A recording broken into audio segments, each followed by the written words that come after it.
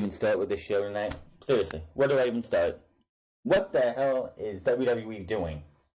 This is the shit we get every single week. It's like rinse and fucking repeat. It is June 6th, June 4th, 2018. My name is DeFrance, and we're here for our Monday Night Raw review for tonight. And this show was an absolute dumpster fire of rinse and repeat. We had a meaningless tag team match to start off the show with only one interchangeable part. Instead of Kevin Owens and Jinder Mahal, it was Elias and Jinder Mahal versus Roman Reigns and Seth Rollins. And I will say, at the end of that match, I thought Seth Rollins was dead, and it didn't look good at all. But other than that, that match was just paint by numbers. We have Roman Reigns take most of the heat, and then Seth Rollins tags in to get the entire hot tag going, and then that's what that is. We had Baron Corbin. What are they doing with Baron Corbin? We heard rumors and rumor and innuendo, whatever the fuck that Comrade Thompson calls it, say on that Baron Corbin is favored by Vince McMahon, and he wants to push him as a monster heel, and this is what you got him to do.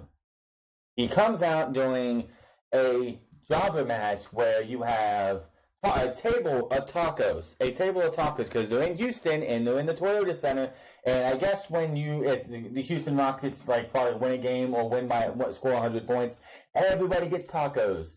So he comes out, and he's going to have this match against a jobber who conveniently is called James Harden. Ha ha ha, nudge, nudge, nudge. Ha ha, because the Golden State Warriors. Hey, Houston, how about them Rockets? Just saying.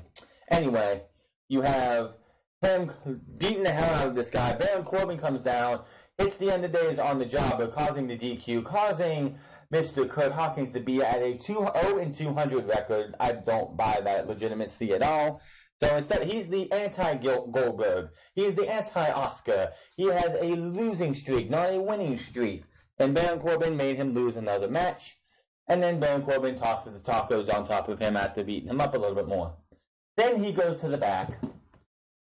And Kurt Angle's like, what the hell was that? Well, I've been wanting opportunities since I've been here on Monday Night Raw. I haven't got any of those. So I want to talk to Stephanie McMahon, because let's just take Kurt Angle's balls and keep him at Titan Towers in Stephanie McMahon's drawer office, because that's where they've been since he became the general manager of Raw. The mere mention of Stephanie McMahon on TV, what don't they fucking get? The mere mention of Stephanie's name on Monday Night Raw makes the show worse. And now you have Baron Corbin. He's not the sheriff, because Stone Cold was the sheriff in 2003. He is the constable of Monday Night Raw. So pretty much he's just there to make Kurt Angle's life a living hell. And what are we going to do? Set up for SummerSlam Kurt Angle versus Baron Corbin? Is that what we're leading with this? Because that's all I can see them doing with this, is that we're going to have Kurt Angle versus Baron Corbin at SummerSlam. This is all this is leading to me, as that it's going to be, if Kurt Angle wins, he keeps his job. If Kurt Angle loses, he's fired from there, and they make a new general manager. Who that would be, I don't know. But that is where this feels like this is going, and I don't like it. You also had Braun Strowman versus Bobby Roode, which honestly, if you would give Bobby Roode the chance to be Bobby Roode, and Bobby Roode can be a great babyface if you use him right. The smiling, happy-go-lucky, I'm happy to be here Bobby Roode is not a babyface Bobby Roode. Bobby Roode as a babyface is only good when he is a serious guy. But if you're a babyface on Monday Night Raw or SmackDown Live, you can't be serious. You have to smile for the children. You have to wave hands. You have to kiss babies, shake hands, and be all happy-go-lucky that you're here. Oh, give me a fucking break. Bobby Lashley either needs to turn heel or get off TV or go back to NXT and be used properly, because this guy, they have ruined Bobby Roode from the start, and I don't even know. And I'm a fan of Bobby Roode's, and I hate to say it, but Bobby Roode is dead to me on Monday Night Raw. He is nothing but garbage. And Vince McMahon, you should be ashamed of yourself, because he is a talent who could at least be used properly and actually make the product better. But you want to sit there and ruin him because you fucking feel like it.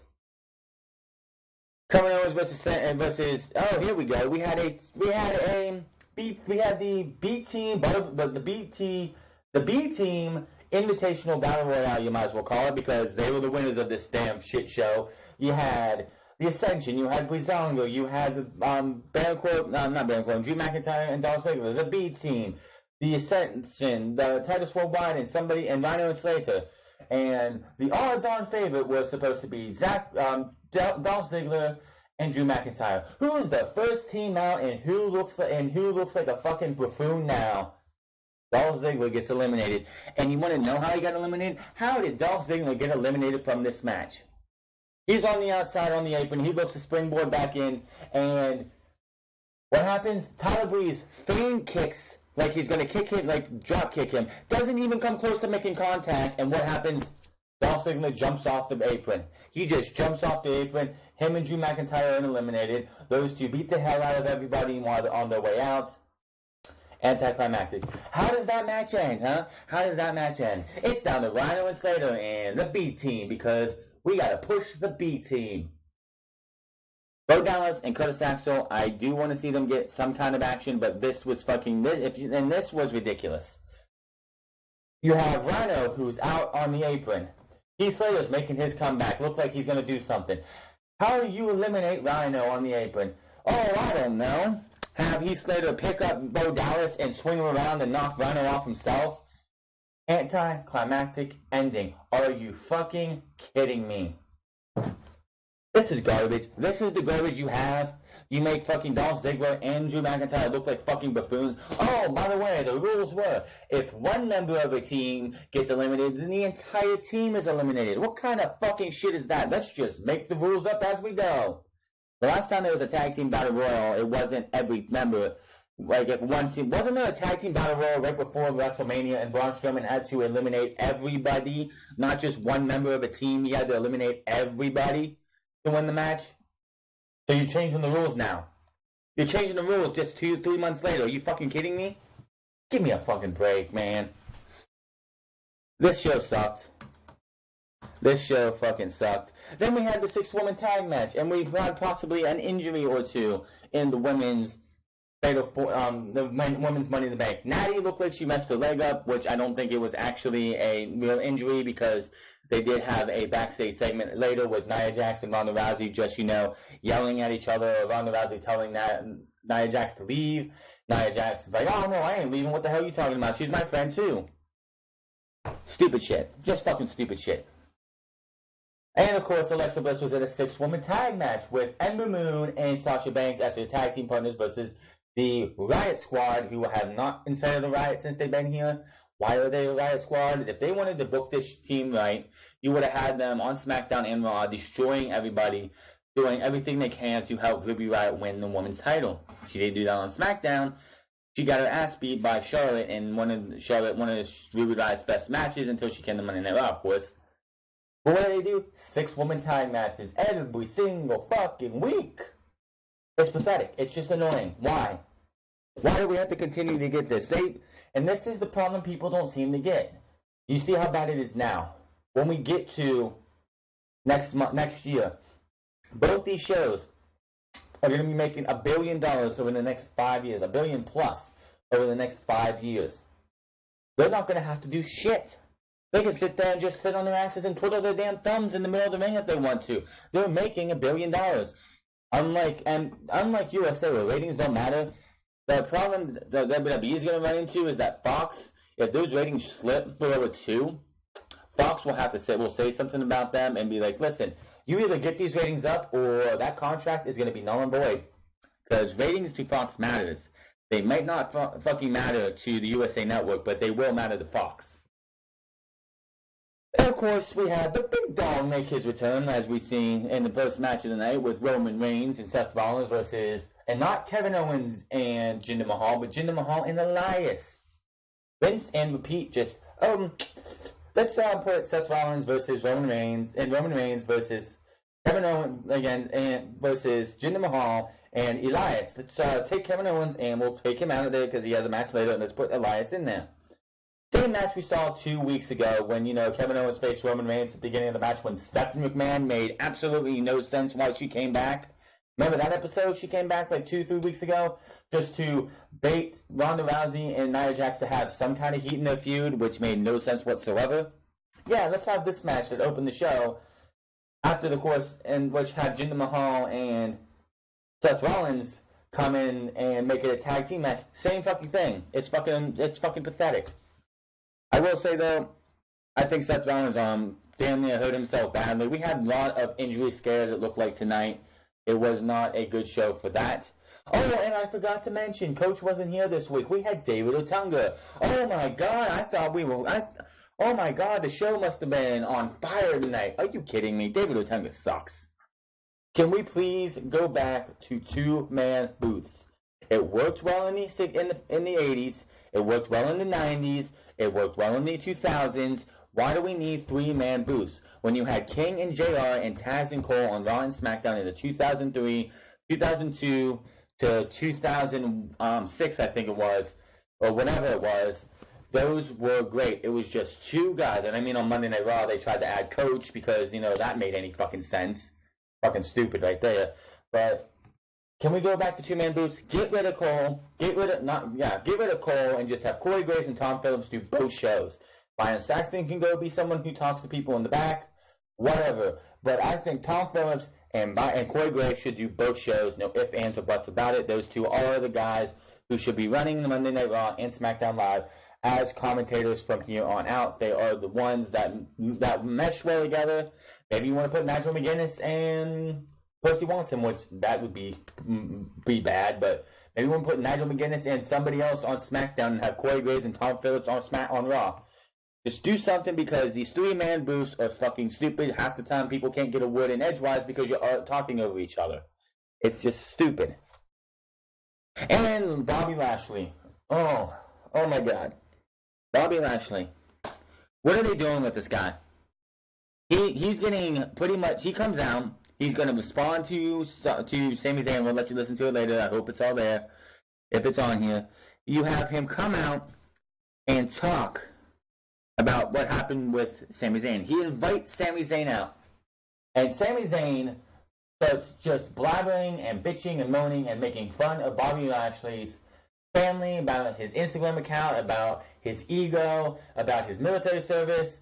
And the whole time Bobby Lashley is getting his ass chewed out, he's smiling.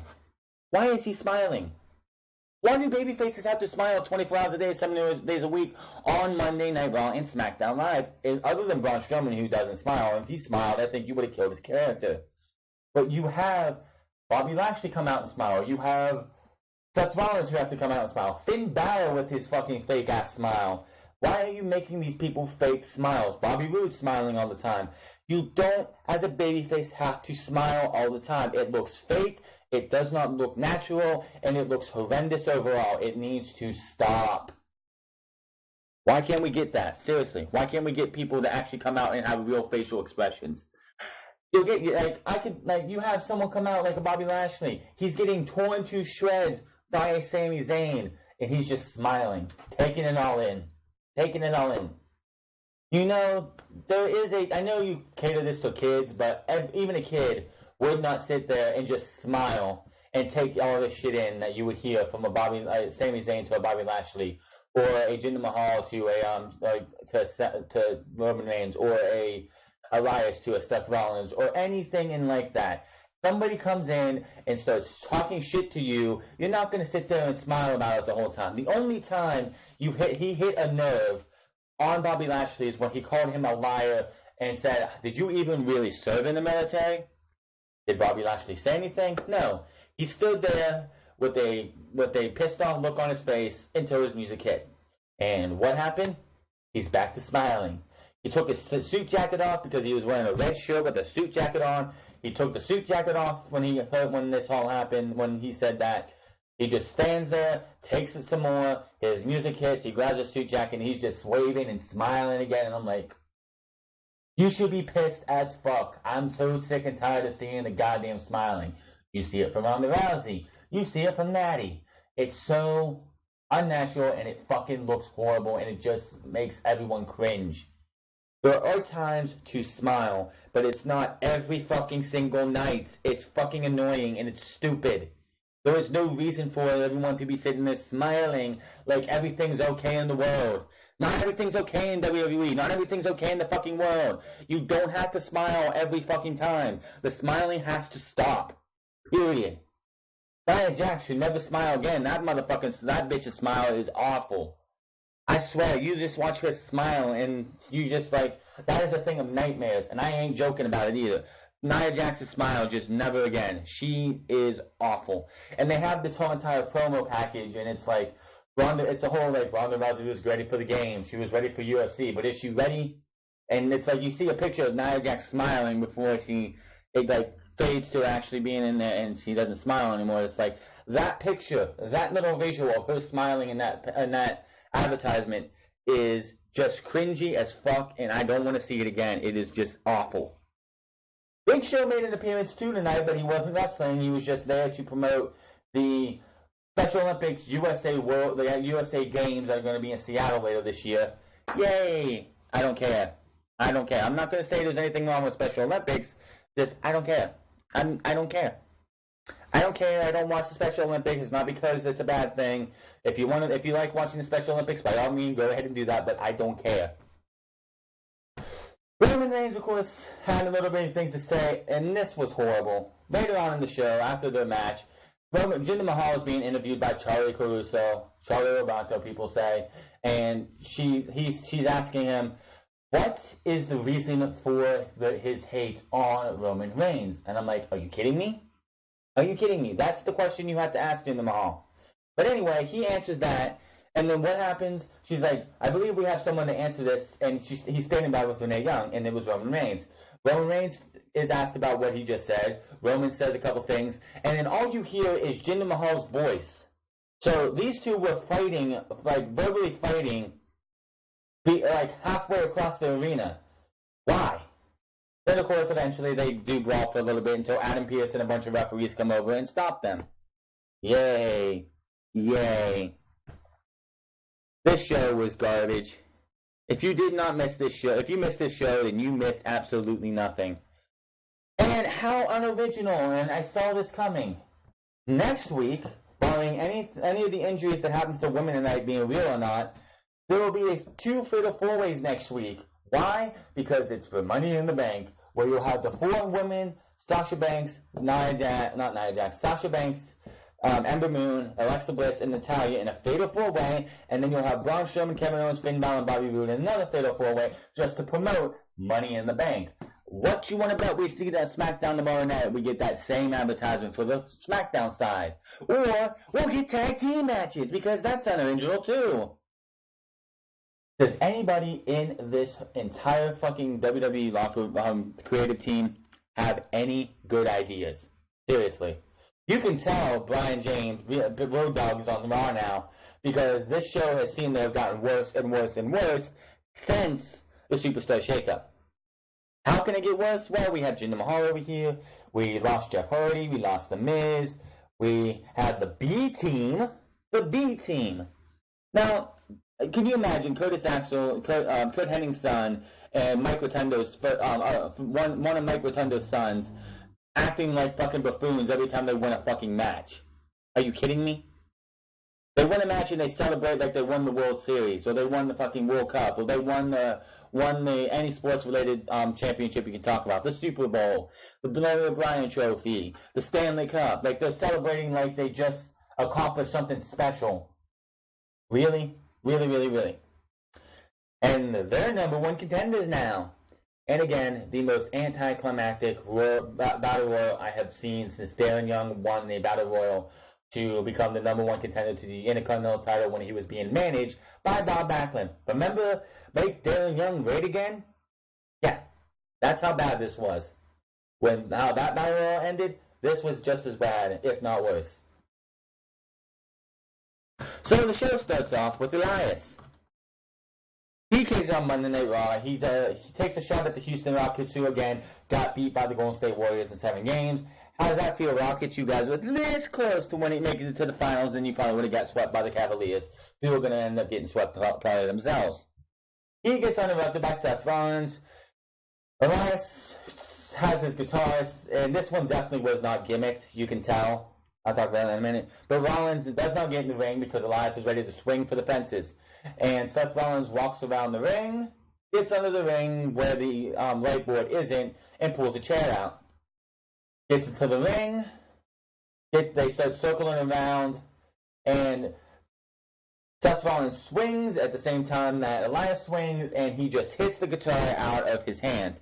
Now, you know this was not a gimmick guitar, because anybody who knows what a gimmick guitar looks like, a gimmick guitar shatters on impact. He hit this guitar with a steel chair, and it just bounced out of Elias' hand. So that one was definitely 100% not gimmicked. If it was gimmicked, as soon as he hit that thing, it would have just exploded. So, you know, good thing he didn't get hit with a guitar, because that would have hurt like hell.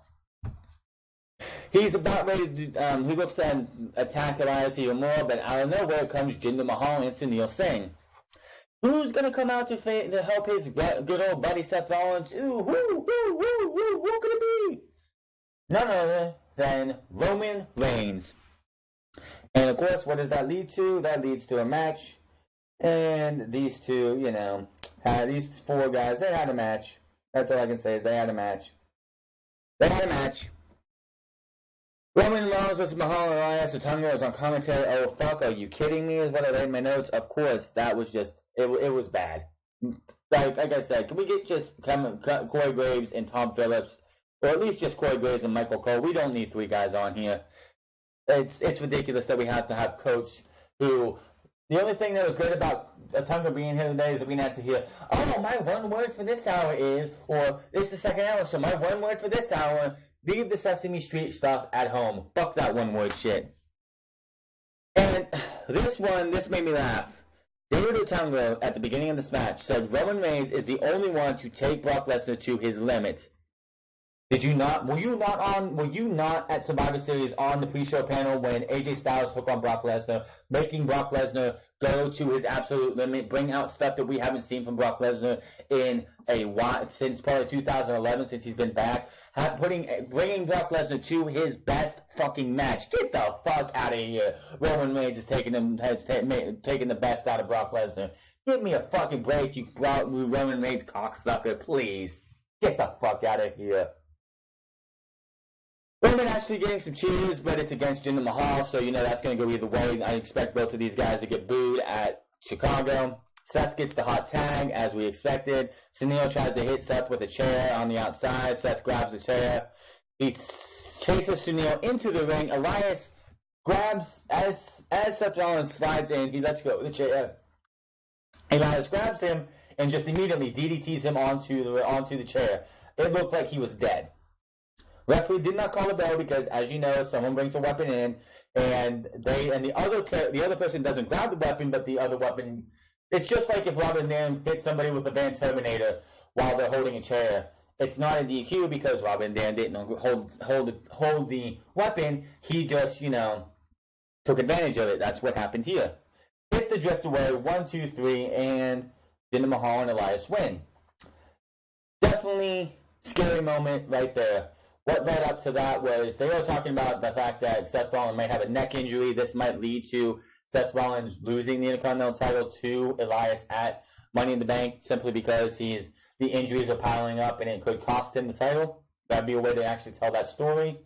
But before that all happens, he does a suicide dive onto the outside and he hits neck first into the barricade. I thought he was going to break his neck with that. And then, of course, he gets hit with that DDT, the drift away, and the heels leave, and it looked like Seth Rollins was out of it. He was sitting there, laying back, looking like he couldn't fucking move.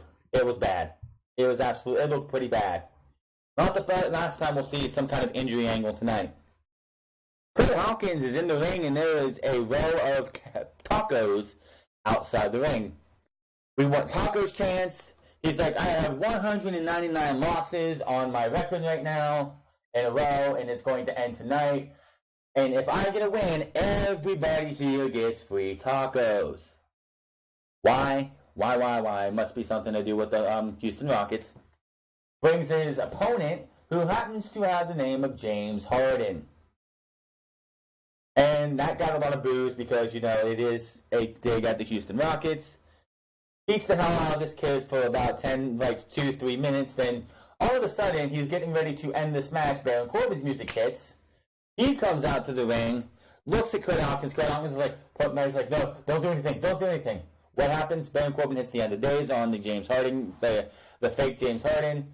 That causes a DQ, so by DQ, Kurt Hawkins loses his 200th straight match. I don't buy that number, but it's what they want to use. He is the anti-Goldberg. He is the anti-Oscar. He does not have a 200 winning streak. He has a 200 match losing streak. So, nice accomplishment. I bet you Barry Horowitz still has a worse losing streak, so, you know. Corbin, of course, then beats the hell out of Kurt Hawkins, knocking him out in front of the table of tacos, and then, of course, dumps all the tacos onto the prone and beat down Kurt Hawkins, causing a massive booze because everybody in the Toyota Center, who usually gets tacos probably at the end of a Houston Rockets win, does not get tacos, so yay. Yay. Then we get to the back. We get to the back, and we have Kurt Angle with Baron Corbin. This is pathetic.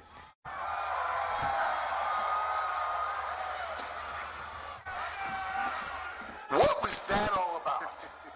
That? I'll explain that later. There's something else I want to say to you. I see what's going on around here. Week in, week out, I continue to get overshadowed and not given any opportunities.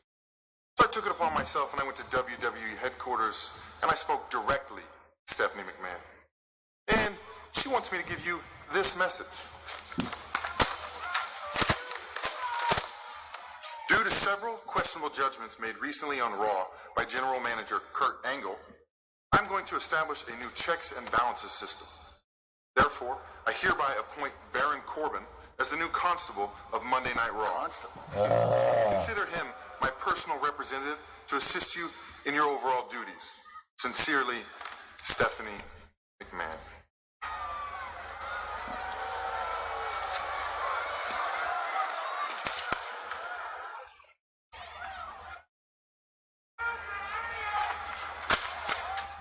The only thing I can see this leading to is Baron Corbin versus Kurt Angle, with Kurt Angle probably losing and him out of his general manager position. I don't know. This is the best you have for Baron Corbin. The dude is supposed to be one of Vince McMahon's favorites, and you have him being slugged down and bogged down with a position as constable.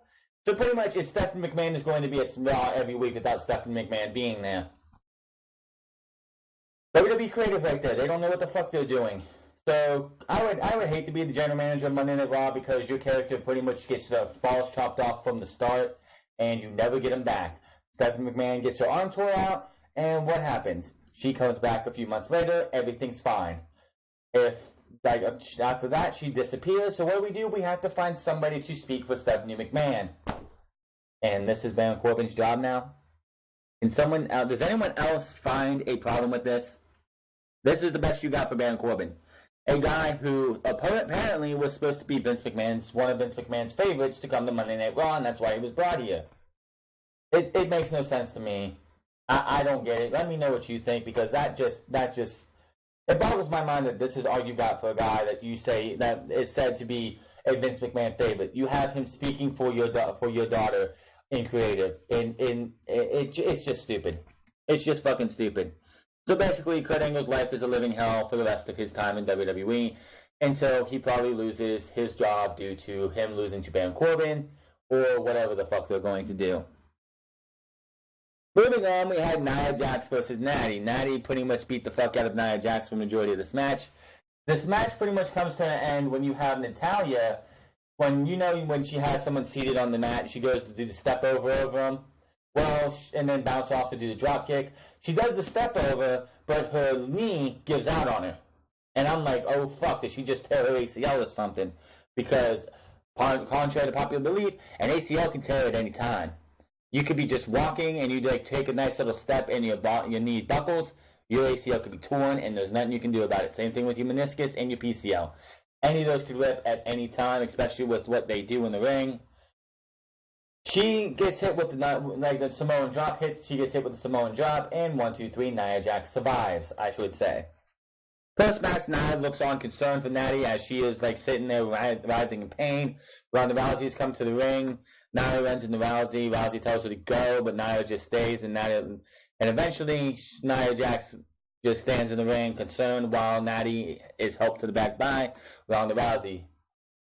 would not be the last we see of those two later in the night. Braun Strowman versus Bobby Roode. This, I was like, if they could give a nice, like, half of what we saw between Finn Balor and Braun Strowman the first time with these two, it would be great to see Bobby Roode. No, what happens is they lock up and Strowman tosses Roode into the corner and then just goes, and poses, Roode tries a headlock and Strowman tosses him off. Chops from Roode do nothing, and he is tossed across the ring again. Roode does get a kick to Strowman's face, chop block to Braun Strowman's knee. Roode then attacks more, but Strowman eventually tosses it off again as he goes to the glorious DDT, which was going to go nowhere. Get these hands chat. Double hook back suplex by double underhook suplex by Braun Strowman. Nasty looking move. Back elbow by Roode in the corner. Strowman charges and gets the shoulder first into the ring post, which is like his calling card now. Anytime he wrestles a match, it seems like now he has to run his shoulder into the corner, into the steel post. Just something he has to do.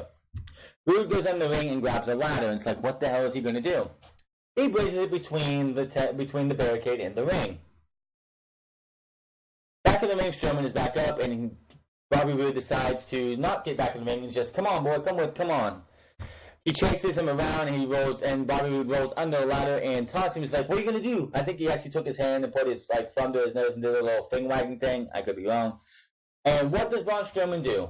He takes both arms, and this thing had to be wood. 100% this was a wooden ladder. He just smashes his arms down like Hulk smash and destroys that ladder, scaring the shit. He scared the shit out of fucking Bobby Roode. Bobby Roode starts running. He trips on the steel steps, gets tossed into the barricade, tossed back inside, and hit with the running power slam for the 1, 2, 3. And Braun Strowman wins again, and Bobby Roode looks like a fucking buffoon. This guy needs to either get off TV. I would quit if I was him, go back to Impact Wrestling where they know how to use him. If he can't get back down to NXT, I would go back to Impact Wrestling where they actually know how to use Bobby Roode. Because Bobby Roode deserves better than what he's getting. No ifs, ands, or buts about it. Owen is asked about Finn Balor, Bobby Roode, and Braun Strowman. Says, I don't give a fuck about any of those guys and anybody on SmackDown. I'm going to win the Money in the Bank ladder match, and nobody's going to get in my way. In the back, we get phased over to Natty, who is on ice. She's like, her knee is on ice. I don't know if this is a storyline or if she is 100% legit injured. But I think she's not legit injured because they use this as a backstage segment for Ronda Rousey and Nia Jax.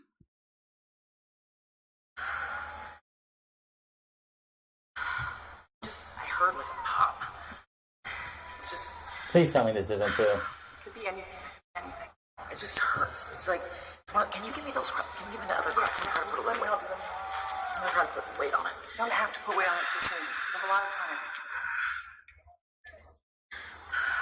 Natty, I'm so sorry. I did not mean to hurt your knee. I know. First off, Nana, you didn't do anything. She was performing a move. She ran the ropes. Her knee buckled. You didn't hurt her at all. I know they wanted to use this to have Nia Jax come here and try and say, well, Ronda, look what happens when you wrestle in this ring. This can happen, and it's going to happen to you. That's all they did here. Is the injury real? Real? Probably not, because if it was, they probably wouldn't use this backstage segment, but I wouldn't put it past WWE to use a legitimate injury to heighten up this feud, this horrible feud with Nia and Ronda Rousey. And another thing, is Nia heel or is she babyface? Can we make up our fucking minds? A heel would not act like this for her friend Natalya. I don't get it. It's like they went, whoa, she's a heel, she's a babyface, but we're going to turn her heel. Oh shit, we just turned her babyface not too long ago. That's a bad idea. What are they doing? I know. Are you going to be able to compete in Money in the Bank? Haven't you done enough already? Okay, look at her knee. Ronda's okay. We were having a match. Nia, it's okay. Baby, you should know, this isn't ballet. Nia, you guys. And she's just as much as my friend as she is yours. Nia, we all know. I think it's best if you just leave. I don't want to leave my friends. I would never leave our side. I didn't mean to. Enough. I said enough. Nia, I know you didn't mean to hurt me. I know it was an accident. It was a match. These things happen. I need a minute to myself.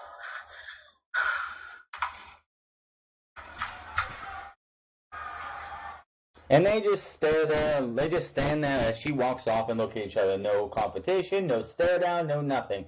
That's going to be next week. The Leader of the World come out for a cringe-like promo, I guess, if you want to say that, if they have it on here, which they don't. I really don't give a flying fuck about it. They pretty much just say, oh, here it is, never mind, we do have the Leaders of the World.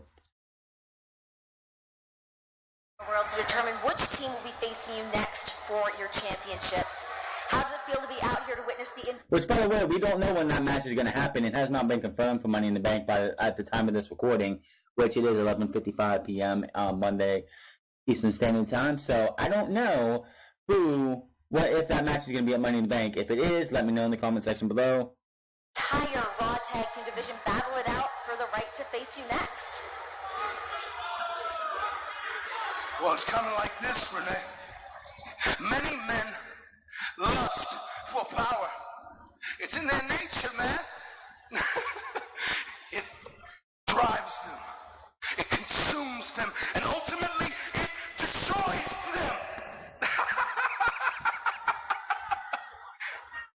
But any team that has the audacity to face off against the deleters of worlds should understand that when they face us, they will not just be facing men. No. They will be facing woken warriors. They will be facing fireflies. They will be facing gods. And then they will truly understand what it means to be woken!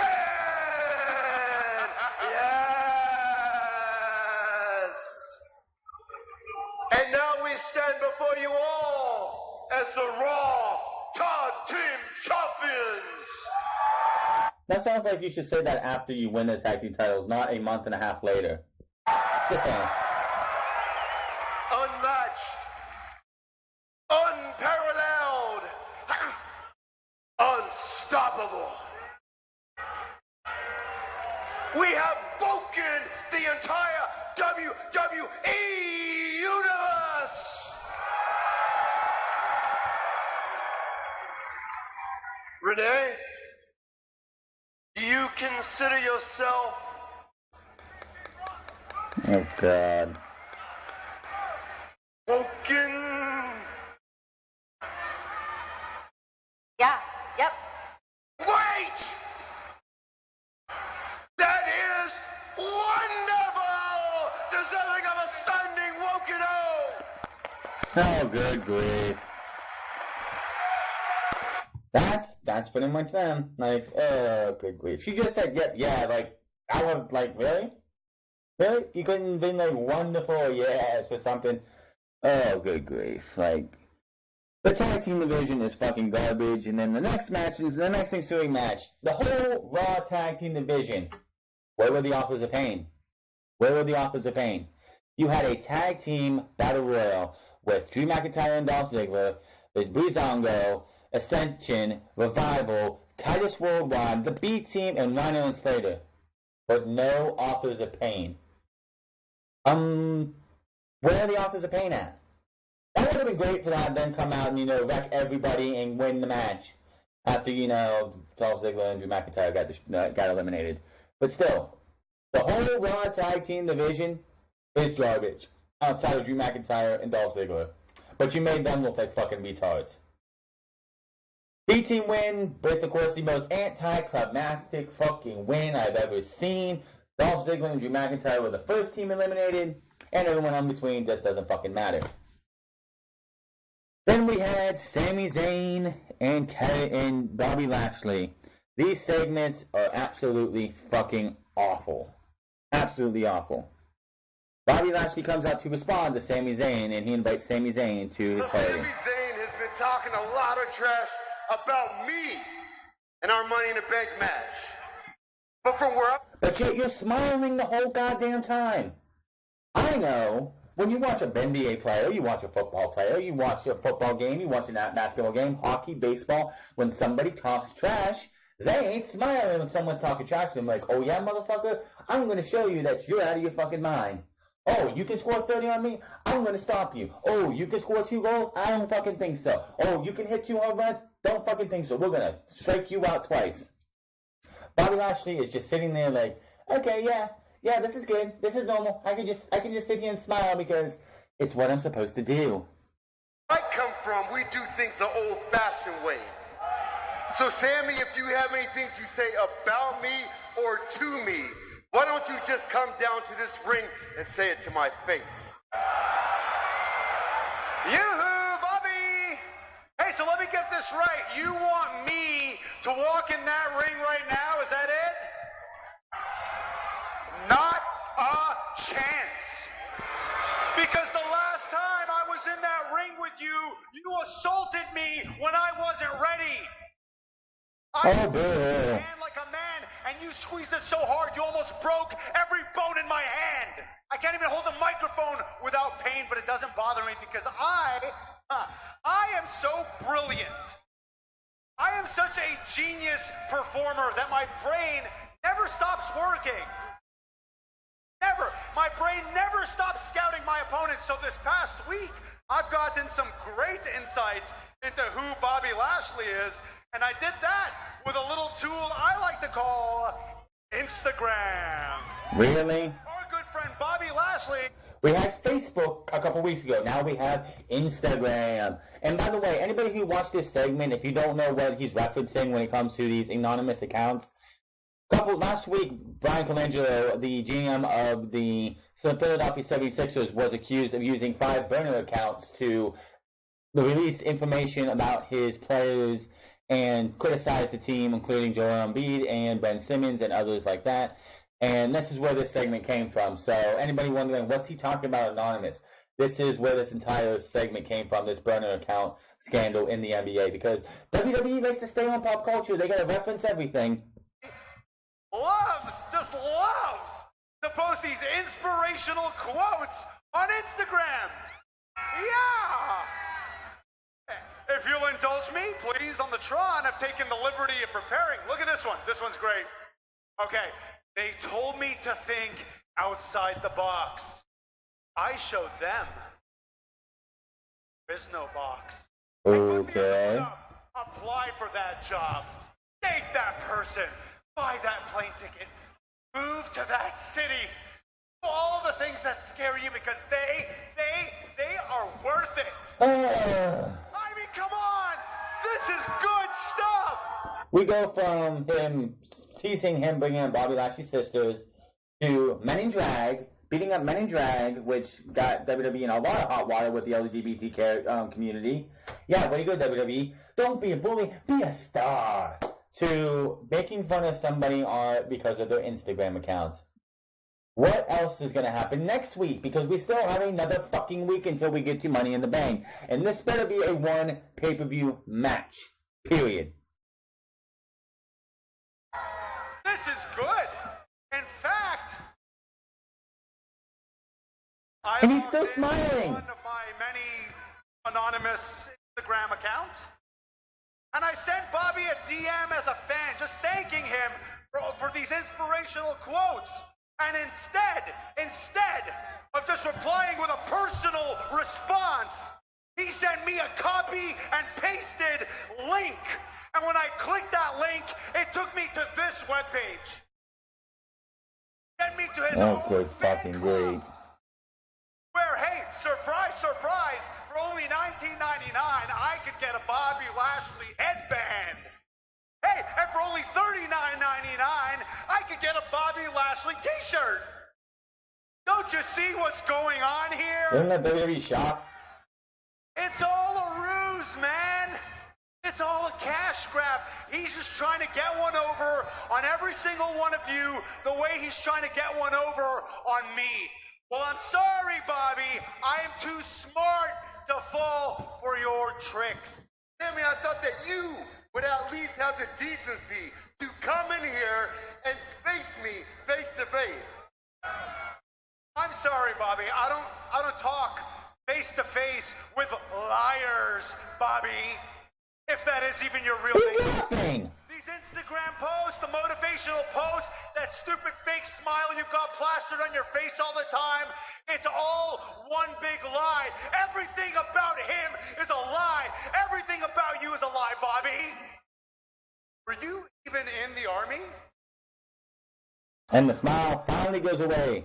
Maybe, just maybe, you never even actually served your country. That was just another one of your lies.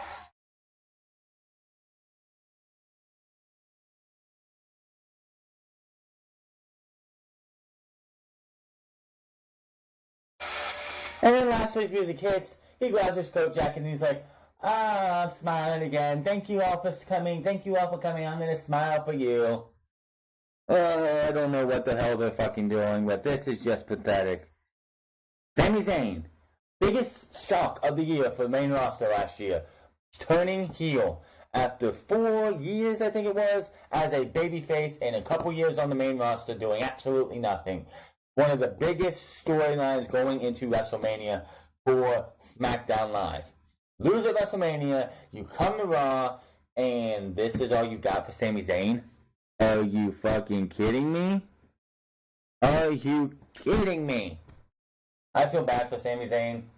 Bobby Lashley, if I was him, I'm saying, get me out of this fucking contract. I want to go back to Impact where they know how to use me, and they know how to use Bobby Lashley. And guess what? In Impact, you don't have to smile every fucking match. You don't have to smile every fucking second of every fucking day. The smiling needs to stop. The bullshit needs to stop. This entire storyline is garbage. Complete and utter garbage. We went from talking about his sisters on Facebook, supposedly talking to his sisters on Facebook, hiring 3 men in drag, and then we get to this in Instagram and using burner accounts because WWE has to make fun of Brian Colangelo's scandal because that's not something serious. That's not something serious that can fuck an entire NBA's team organization up because this guy supposedly went out and talked shit about his players on Twitter. Yeah, because WWE has to make fun of that because that's just something to do. Get this shit over with. Money in the Bank can't come soon enough so we can get this over with. Sami Zayn can go hopefully do something with Kevin Owens. Make the tag team division maybe a little bit better. This is just fucking awful. Then we had Roman Reigns and Jinder Mahal in the back, trading barbs and yelling at each other from halfway across the arena due to, special effects, whatever. Just fucking retarded. I gotta wait for the commercial to end, copyright claim shit. It's this one right here. Jinder, earlier tonight, your conflict with Roman Reigns continued to escalate. What do you think is at the root of the issue? What do you think is at the root of the issue?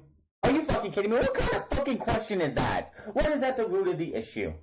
Jinder Mahal came to the Monday Night Raw, won an opportunity, and sees Roman Reigns getting opportunity after opportunity after opportunity after opportunity, and failing every time. So what does he do? Instead of just waiting around to take opportunity, I'm not a fan of Jinder Mahal. I think he's a failure, Raja. I think he's a failure completely. But the point that he had when he came over and started this whole thing with Roman Reigns, kind of had a point. But that's the root of this fucking problem. Yeah, what kind of fucking question is that? 2 or 3 weeks after the match was made. Wow. Roman is a jealous, bitter man. He senses my superiority and he is threatened. Roman thinks there's this imaginary conspiracy against him, when in fact he's been given opportunity after opportunity, ones that belong to the I hate when a heel is right, which is usually when the heel is actually good, but this is Jinder Mahal we're talking about. But yes, opportunity after opportunity after opportunity for Roman Reigns. Why is Jinder Mahal making sense? Jinder Mahal is making sense and being right. Except for when he says it should be going to him, because it should not be going to him. It should be going like Seth Rollins or Finn Balor, when Finn Balor can actually be used right. But again, Roman Reigns is like this whole conspiracy going on, but he's been in the main event. He main evented a B show pay-per-view while the WWE Championship went on second to last. Yeah, you have a conspiracy when you've been in 4 WrestleMania main events after another. Not because the WWE corporate doesn't want you there, and not because you are the best there is. It's because Vince McMahon sees you as a fucking god to the fucking company, and it's fucking pathetic. Raja. Which is exactly why he speared me through that wall, taking me out of the Money in the Bank ladder match.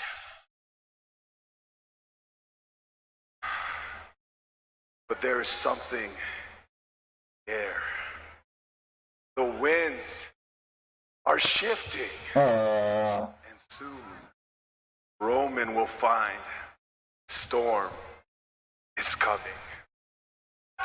All right, Jinder. Well, thank you so much. And I do believe that there is someone who has a response to your comments, and he's standing by with Renee Young. Roman, what's your reaction hearing Jinder just say that you're bitter and that you feel threatened? He's been the pick of everybody. And threatened by Jinder Mahal. Jinder must have forgot who I am and what I've done around here. Maybe he should go back and check my resume. Matter of fact, why don't we check Jinder's? Let's see. Oh, hold on. What exactly has Jinder done around here lately? Exactly, Renee. Nothing. All. Okay, he was United States champion right before the Superstar Shakeup. What have you done lately, Roman? Let's see. Main event of WrestleMania. You failed. Greatest Royal Rumble. You failed. Oh, you beat Samoa Joe in an anticlimactic match at Backlash. Yeah, that's a real big. That is a real big resume. Since the Elimination Chamber, you have failed. Don't give me that fucking bullshit that you should look at your resume. Look at SummerSlam last year. You failed.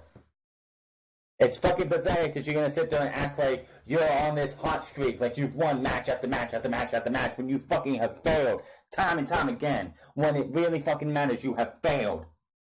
Jinder Mahal, yes, is a major failure in other ways, but at least the motherfucker was WWE champion when you haven't been champion in over, 2 years. Jinder does is walk around here and expect to be handed everything. Wait. I expect to be handed everything? Why are they doing this? How dare you disparage my name when you would never say it to my face? Jinder, shut your mouth. You want me to come say it to your face? That's not a problem, Jack, because I know you're still in this arena. So you just stay put, and I'll come shut your mouth for you. And he goes and finds him. Looks like Roman's found him. And the same as before, they brawl for a little bit, but Adam Pearce and a bunch of referees come over and stop them because, how's that ever stopped 2 people from brawling before? You had, Adam Pearce, the only producer coming into the picture, and, 4 or 5 referees. Why does that ever stop 2 guys from brawling before? It made no sense. Then we had Rinse and Repeat 6-woman tag team match. The Riot Squad versus Bliss, Moon, and Banks. 2 minutes into the match, Alexa Bliss tags in. She does some kind of move. She falls down, pretends oh my god, my hamstring.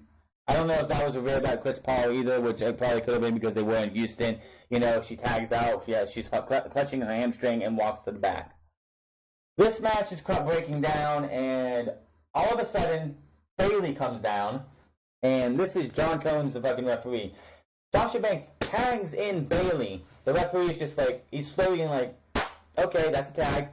Bayley gets the belly, 1, 2, 3, and it looks like Bayley, Moon, and Banks win. In the back, Baron Corbin, being just as we thought he would be, telling Kurt Angle, "You're going to stand for that? You're going to stand for that? Well, you better go tell." According to the rules, no superstar can insert themselves into a match without being in the match originally. So you need to go tell the 3 ladies that their win doesn't count. We come back from break, and Bayley, Moon, and Banks are all looking happy as fuck. Kurt Angle hasn't met him yet, and Ember Moon says that Bayley is the reason we won this match. She saved us. Sasha Banks "You're right. Thank you for being there." I think she was going to say something else, but Bayley's "Hey, no, you're welcome." Moon's like, you guys need to hug it out because I'm ready to go celebrate. Looks like they're about ready to hug it out when, lo and behold, Kurt Angle comes into the picture and says, listen, great match for you guys tonight, but don't thank me because, Bayley, since you weren't originally in the match, you guys lose by disqualification. He walks off. Ember Moon looks like she's pissed off too, walks away. Bayley's standing there, about Sasha Banks beside her, just looks back and is like, ugh, and walks off. Like, they tease that, oh, this is all going to be water on the bridge. But no, I don't know what they're doing with Bayley and Sasha Banks. But they need to figure something out because that's, again, we have shit like that. I mean, come on, you got to do something with these guys. Either get the feud going like it should be or just forget about the feud. Plain and simple. Either start the feud, turn Banks heel, or do something with these guys because it's enough of this. So then Big Show comes out, does the whole Team Texas thing with the Make-A-Wish people again. I don't care. Not a person who watches Make-A-Wish stuff. Or not Make-A-Wish, the Special Olympics, not Make-A-Wish, different thing. Balor comes out, does a couple too sweets to him. Watching Big Show do Balor's little pose and stuff, like his thing, his little pose that he does at the beginning of the thing was just cringy as fuck. So we had Balor versus Kevin Owens in the Fatal 4 in a match. But before that, they did announce that next week we will have Nia Jax and Ronda Rousey face-to-face next week. And both men and women's match, Raw portions of Money in the Bank will be in 2 Fatal 4-Ways. Will we see that on SmackDown Live next week, or will we see tag team matches? Most likely tag team matches.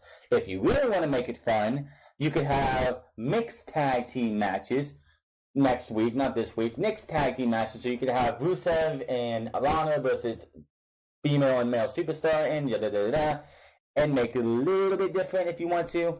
But we'll probably see either Fatal 4-Ways on SmackDown for the Go Home Show or tag team matches. But that's that.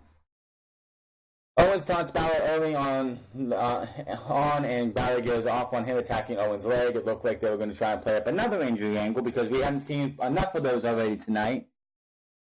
Owens taunts Balor early, the headlock on Balor by Owens. We had rest hold by Kevin Owens 3 or 4 times in this match, and it just got nauseating. Can we not have rest holds in a match? Can we have one match in WWE that does not have rest holds? Balor with the hip toss arm stretch. Owens pushes Balor into the corner and shot to the gut, and then stomp to Balor. The match pretty much breaks down after a while. These guys, it was nauseating for like the first half of this show and this match, and then it got good towards the end, and of course an anticlimactic ending. Balor leaps over, and then a step up kick. Balor goes up top, and Owens bails as they go to break. Owens with the headlock on Balor as they come back. Balor fights back with Balor with a boot out of the corner. Boots by Owens in the corner. Owens goes for and eats a step up enziguri. Balor again goes for the coup de grace, but Owens bails and Balor's with the leap over the top rope. The Tope Kohilo, I believe is what they call it. Balor tosses Owens back in the ring, but he bails again. Balor looks to get Owens back in, but he gets his arm yanked over the top rope. So we have another supposedly injury angle going on too. So many bad angles tonight with the injury. It seemed like being overabundance. How are we going to make Money in the Bank interesting? Well, let's have half the field get injured, or quote-unquote injured, to make it look like, hey, most of these guys are going to be not at 100%, and one of those are going to win the match. Owens with the arm bar wrenching on Balor. Owens keeps the arm in the rest hold. Balor tries to fight it off again, but Owen will not relent. Owens really working on this arm, which did not play into the finish. Usually when you have a pretty much someone working on an injury like this, like a quote-unquote injury, it usually plays into the end of the match, but this one didn't. Owens goes for a powerbomb, but Balor jackknifes him and hits him with a double stomp. Owens to buy him time. Balor starts raining and blows into the corner. Running chop in the corner by Balor. Elbow drop by Balor for a 2 count. Sling blade blocked into a roll-up for a 2. Super kick for another 2 count by Owens. Owens looks for the pop-up powerbomb, but Balor with the sling blade, he crawls to the other corner and hits the drop kick in the turnbuckle. Balor goes up top. Owens crosses Balor and puts him into the trio well and just starts attacking him until the referee DQs him. The match started to pick up steam, and this really pisses me off when this happened. You have a match starting to pick up steam. Looks like we're going to have a nice, thrilling conclusion. DQ. DQ finish, and everything afterwards doesn't really fucking matter. Post-match, Owens goes up top and hits a frog splash, but that's not the end of that.